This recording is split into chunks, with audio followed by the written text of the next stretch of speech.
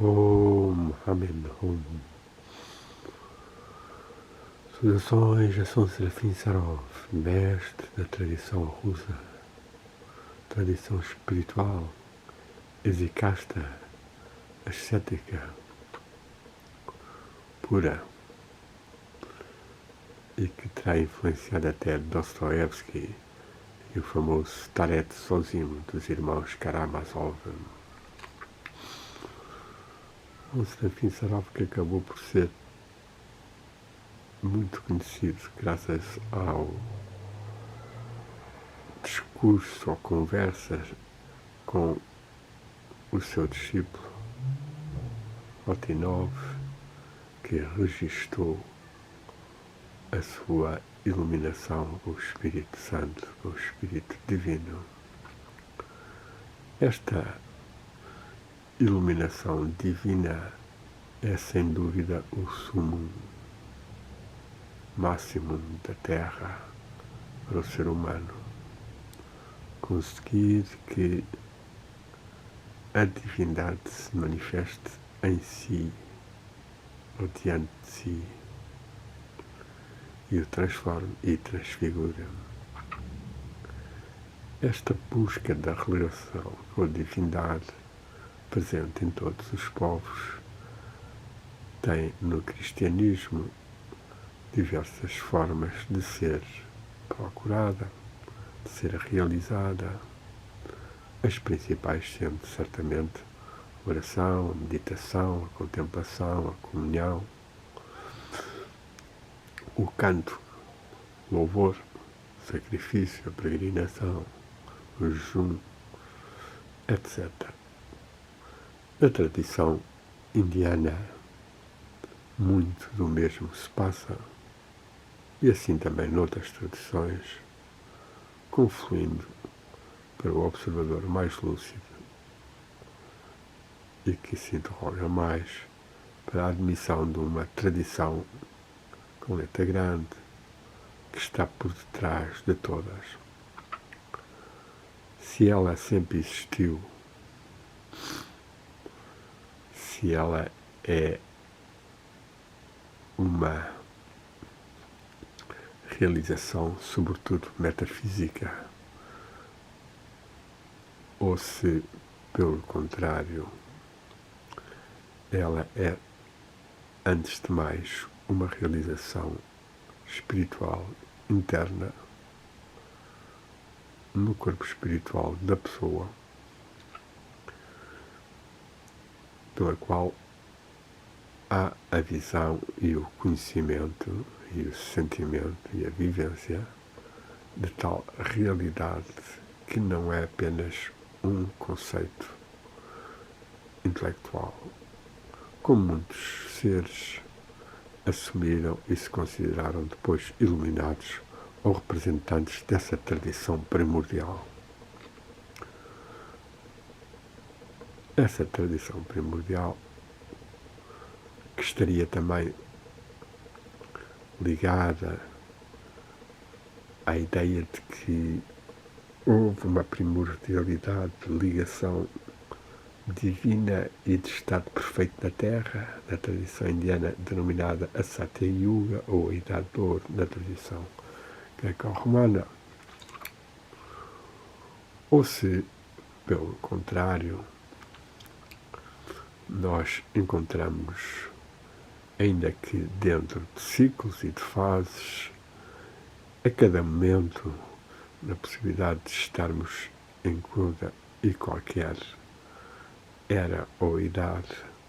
dependendo da nossa própria realização e dinâmica. Este apelo tem muitas consequências, pois o cumprir o seu dever no seu tempo implica atividades que vão, de certa forma e modo, imiscuí-la numa teia infinita de karmas ou relações. O que o Swadharma ou o dever próprio de cada um nos diz, acaba por se perder, dissipar no meio de tão grande dispersão, hoje em dia ainda mais acentuada pelas redes sociais e digitais e por toda a capacidade de manipulação e alienação que existe nelas e nos seus artistas ou comentadores ou criadores. Então, como podemos nós manter a relação vertical que actualiza a nossa verdade no devido histórico e não só numa assunção de princípios ou da tradição? Pois é claramente a oração e a meditação que permitem que, aliadas à postura e à respiração, abrirem mais a nossa consciência e ego à personalidade espiritual, ao corpo espiritual e ao espírito, e simultaneamente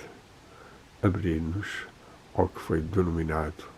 o corpo místico da humanidade, o Anima Mundi, ou hoje o campo unificado de energia, consciência e informação.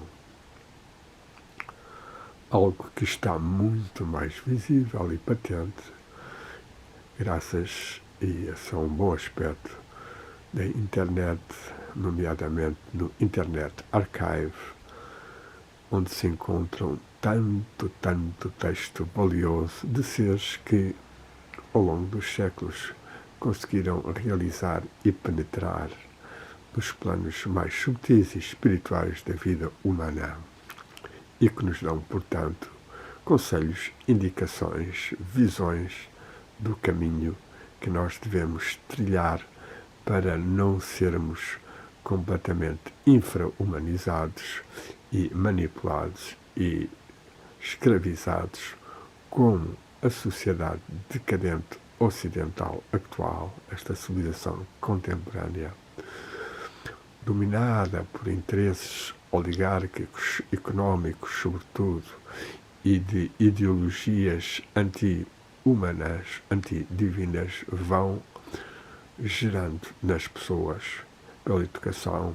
pela informação, pela leitura, pelos espetáculos, pelas modas.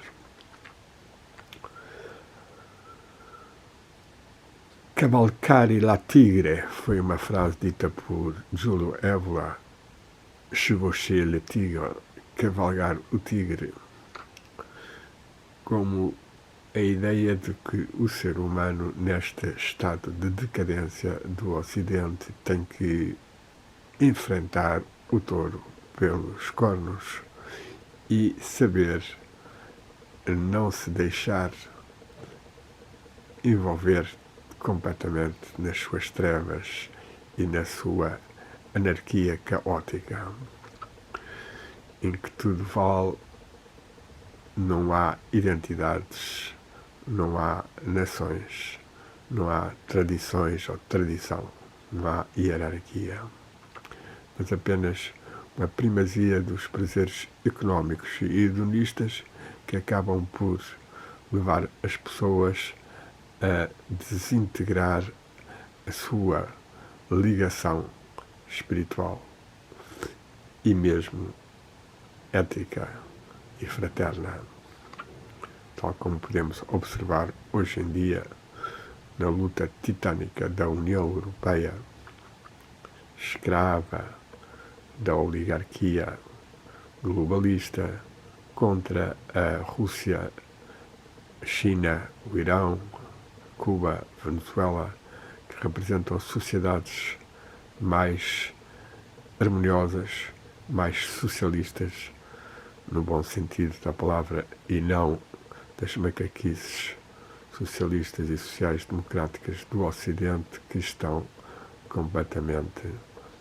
ao serviço dos grandes interesses corporativos e económicos que vão desintegrando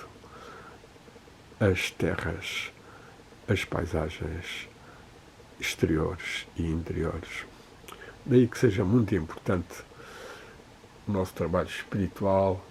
a comunhão com os mestres e santos, sejam os ocidentais, sejam os orientais, e com eles aprendermos e praticarmos em comunhão o rumo aos grandes mestres, aos grandes seres e à divindade que podem, nas nossas meditações, inspirar-nos e bafejar-nos com as suas graças. Possa então a nossa capacidade de sermos ao mesmo tempo guerreiros e sacerdotes manter-nos em ligação vertical com o mundo espiritual e divino e ao mesmo tempo purificarmos, iluminarmos, clarificarmos o que nos rodeia, seja no nosso interior, seja nas nossas casas, famílias, grupos, amigos. Possam as inspirações de mestres como São Serafim Sarov, São Sérgio Radok Tonega, da Rússia, ou ainda dos escritores e filósofos como Berdyaev, Soloviev, Bulgakov, Florensky, Alexander Dugin, Daria Dugina, para referir alguns russos, ou mestres da tradição perene, da filosofia perene, que foram muitos religiosos no cristianismo e, sobretudo, alguns filósofos e pensadores modernos, como René Gonon, Júlio Evola, Ananda Coomaraswamy, Giuseppe Tucci, Titus Burckhardt, ou mesmo entre nós, Dalila Pereira da Costa. Dos mestres indianos, muitos haveria a referir e falar, e lembraria, sobretudo, Ramakrishna Paramahansa, Gurudev Ranad, Amara Vakti Ramchandra, Gopinath Kaviraj, Shuddhananda Bharati, o beneditino inglês tornado indiano Abhishekananda, ou mesmo o seu discípulo Beddo Griffith, que eu ainda conheci.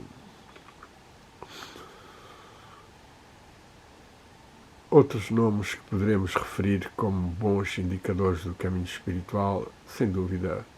o mestre alemão Boinra, o mestre francês Jacques de Marquette e outros inúmeros, não direi inúmeros, mas outros que há também e que eu no meu blog vou tentando referir. Saudemos então os mestres, os anjos, os grandes seres desta fraternidade e desta hierarquia sagrada que nos religa com Deus, aqui visível em São Serafim de Sarov, que tenho tratado no blog, e que possam eles então inspirar-nos nas nossas práticas e comunhões, unindo o alto e o baixo, o sagrado e o profano, o humano e o divino. Amém.